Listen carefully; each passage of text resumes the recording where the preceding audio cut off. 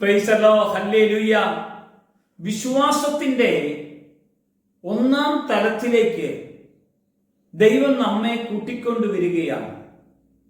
മനുഷ്യപുത്രനായ യേശുക്രിസ്തുവിനെ കാൽവരി ക്രൂശിൽ ഉയർത്തിയപ്പോൾ ആ ക്രിസ്തുവിലേക്ക് നോക്കിയവരെല്ലാം പ്രകാശിതരായി മാറാൻ ഇടവന്നെങ്കിൽ ക്രിസ്തുവിലേക്ക് നോക്കാത്തവർ നോക്കാത്തത് മൂലം അല്ലെങ്കിൽ വിശ്വസിക്കാത്തത് മൂലം അവർക്ക് നിത്യനാശത്തിലേക്ക് പോകാനുള്ള സാധ്യത തിരുവെഴുത്തിലൂടെ നമുക്ക് കാണാൻ കഴിയും. ബൈബിൾ വചനം നമ്മെ എങ്ങനെ ഓർമ്മപ്പെടുത്തുകയാണ്? യോഹന്നാ സുവിശേഷം 3-ാം അധ്യായത്തിന്റെ 16-ാമത്തെ വചനം, തന്റെ ഏകജാതനായ പുത്രനിൽ വിശ്വസിക്കാത്ത നിമിത്തം അവൻ ശിക്ഷയ്ക്ക് വിധിക്കപ്പെടുകയും ഏകജാതനായ പുത്രനിൽ വിശ്വസിക്കുക നിമിത്തം നിത്യജീവനിലേക്ക് കടന്നു വരുവാൻ ഇടവരും. രണ്ട് കാര്യങ്ങളെ നമുക്ക് കാണാം. ഒന്ന് വിശ്വാസം, രണ്ട് വിശ്വസിക്കായിക മൂലം. വിശ്വസിക്കുന്ന എല്ലാവരും രക്ഷിക്കപ്പെടും. വിശ്വസിക്കുന്നതിന്റെ കൂടെ അടയാളങ്ങൾ ഉണ്ടാകും. കാരണം വിശ്വാസത്തിന്റെ തലത്തിലേക്ക് കർത്താവ് നമ്മെ കൂട്ടിക്കൊണ്ടുവരികയാണ് ചെയ്യുന്നത്. വിശ്വസിക്കുന്നു എങ്കിൽ ദൈവത്തിന്റെ പ്രവൃത്തി നമുക്ക് കാണാൻ കഴിയും. ഒരിക്കൽ യേശു ഏറെ സ്നേഹിച്ചിരുന്ന ഒരാളായിരുന്നു ലാസർ. ലാസർ മരിച്ചു എന്ന് അറിഞ്ഞ ശേഷമാണ് യേശു ആ ഭവനത്തിലേക്ക് കടന്നു വന്നത്. യേശു വന്നപ്പോൾ ലാസറിന്റെ സഹോദരിമാർ ഒത്തിരി വേർപാടിന്റെ ദുഃഖത്തോടുകൂടെ കരയുമ്പോൾ അവരോടുകൂടെ കരയുന്ന യേശുവിനെ കാണാൻ കഴിയും.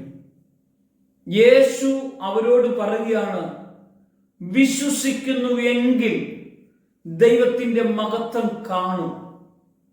വിശ്വസിക്കുന്നവർക്ക് മാത്രമേ ഈ മഹത്വം കാണാൻ കഴിയത്തുള്ളൂ. പ്രിയമുള്ളവരെ, ഞാൻ വിശ്വസിക്കുന്നു എങ്കിൽ നമുക്ക് ദൈവത്തിന്റെ മഹത്വം കാണാൻ കഴിയും. അവർ ഓർത്തു, വിശ്വസിക്കുന്നത് മൂലം കാണുന്നത് പുനരുദ്ധാനത്തിലുള്ള ദൈവിക മഹത്വത്തെയാണെന്ന്.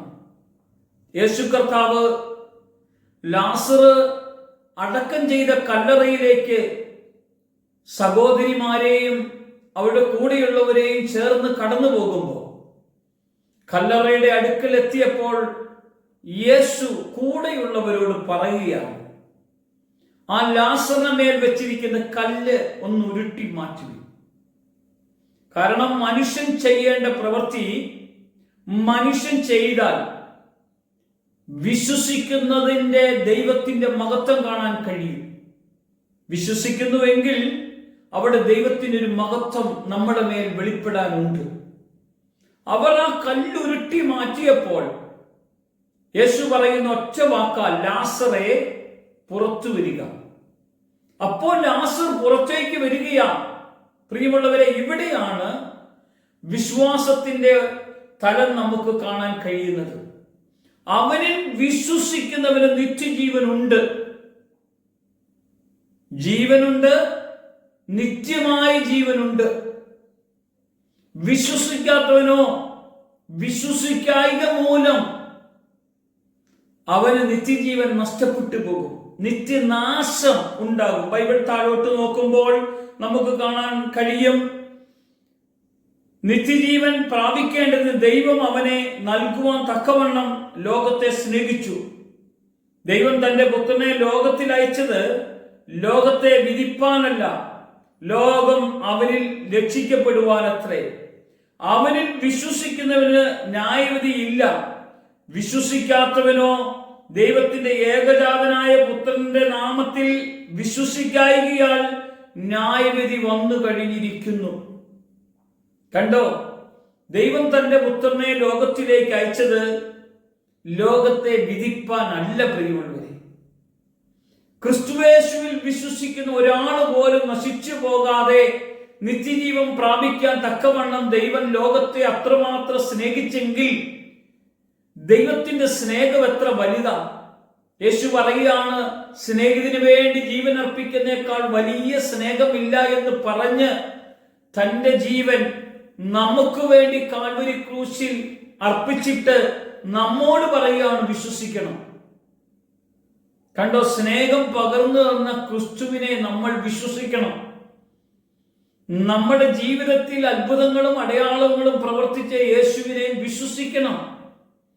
അവനെ വിശ്വസിക്കുക മാത്രമല്ല, ഏറ്റുപറയുകയും കൂടെ ചെയ്യണമെന്ന് നമുക്ക് കാണാൻ കഴിയും.